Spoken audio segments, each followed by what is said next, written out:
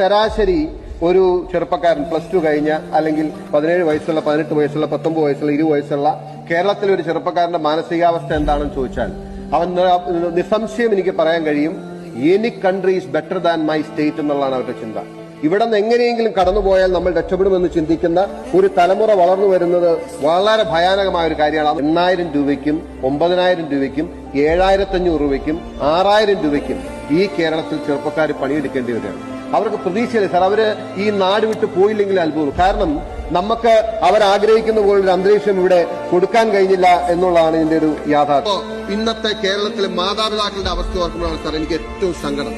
ഇവിടെ സ്വന്തം അച്ഛനെയും അമ്മയും ഒരു ബംഗാളിയെ നോക്കാൻ ഏൽപ്പിച്ചിട്ട് UK സാഹിത്യത്തിന് മരുന്നെടുത്ത് കൊടുക്കുകയും അവരെ കുളിപ്പിക്കുകയും അവരുടെ കാര്യം നോക്കുകയും ചെയ്യുന്ന ഒരു മകൻ അവിടെയാണ്. അച്ഛനോടും അമ്മയോട് സ്നേഹം ഇല്ലാത്തതുകൊണ്ടല്ല, some reasons, socio economic political reasons ആണ് ആ കുട്ടി ഇവിടെ നിന്ന് പോകാനും അച്ഛനും അമ്മയും വാർദ്ധക്യത്തിന് ഈ ബംഗാളിയെ ഡിപ്പെൻഡ് ചെയ്ത് ജീവിക്കേണ്ടത്. ഇതാണ് കേരളത്തിന്റെ ശരാശരി സാഹചര്യം.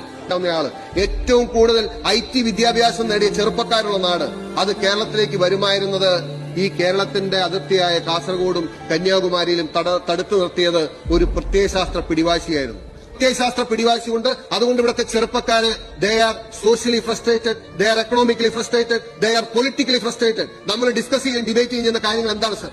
നമ്മളിവിടെ ആർക്കും വേണ്ടാത്ത ജാതിയും മതവും എല്ലാവരും